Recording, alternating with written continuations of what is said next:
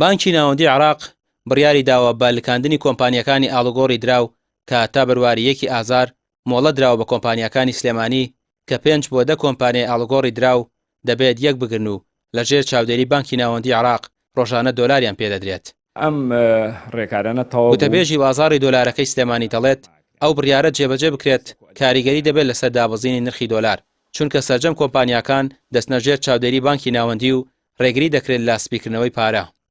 ئێستا لە سنووری سلێمانی ئەم 350 کۆمپانیا ئەگەر لە فی ئەی بیا دەمزکەن 5 هەفتا کۆمپانیا ئەمێنێت و ئەم هەفتا کۆمپانیا هەفتانە نزیکەی 700,000 دلار هەر کۆمپانیاک وەرەگری، ینی لە هەفتەیەکە تقریبا نزیکەی 49 میلیۆن دلارەکە.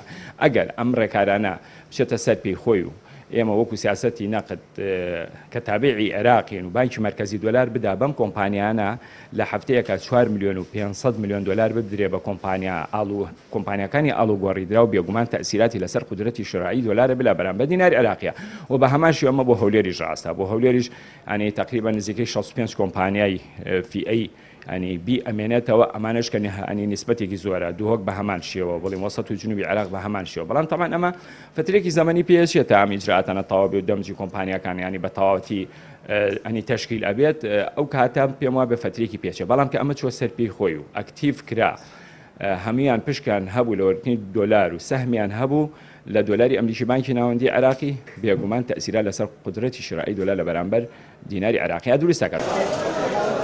شارەزایەکی ئابووری دەڵێت تێکەڵکردنی ئەو کۆمپانیانەی دراوی سلێمانی هەنگاوێکی دیکەیە بۆ کۆنتڕۆڵکردنی ناردنەدەرەوەی دۆلار، بەوەش تا ئەندازەیە کاریگەری دەبێت لەسەر دابەزینەی نرخی دۆلار.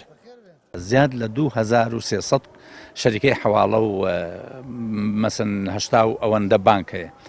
ئەمانە گرفتیان بۆ ئەوە دروست کردووە ناتوانێت ڕقابە بکرێن، یعنی ناتوانانی چاودێریان بکەیت بەتایبەتی لە ئێستادا کە ئەیانەوێت نێڵن دۆلار بچێتە دەرەوەی وڵات، بۆیە ئەم شەریکە حواڵانە بێت لە ژێر چاودێریا بن. شارێکی پارێزگایکی وەکو سلێمانی کە 300 کۆمپانیا حواڵەی لە خۆ گرتووە، مراقبەکردنی ئەم 300 کۆمپانیایە زەحمەتە لەبەرەوەی پێشنیاری بانکی مرکزی ئەوە بووە کە ئەمانە کۆ کاتوە لە مەجموعەیە کۆمپانیای گەورە بۆ ئەوەی بتوانن هەم سەرمایەیەکی گەورەیان هەبێ بتوانن دۆلاری زیاتر بکڕن و هەم بتوانرێ مراقبە بکرێن. ئەم مراقبەکردنە واکە لەوەی کە نێڵن پارە بچێتە دەرەوە، کەم پارە نەچێتە دەرەوە ئەو وەختە مەرجی ئەمریکیەکانیش بۆ ئەوەی پارە نەچێتە دەرەوە زیاتر کاراسانیەکە بۆ بانکی مرکزی و بۆ گەڕانەوەی دۆلار لە بانکی فیدراڵیەوە یاخود لە دوای فرۆشتنی نەوتەوە.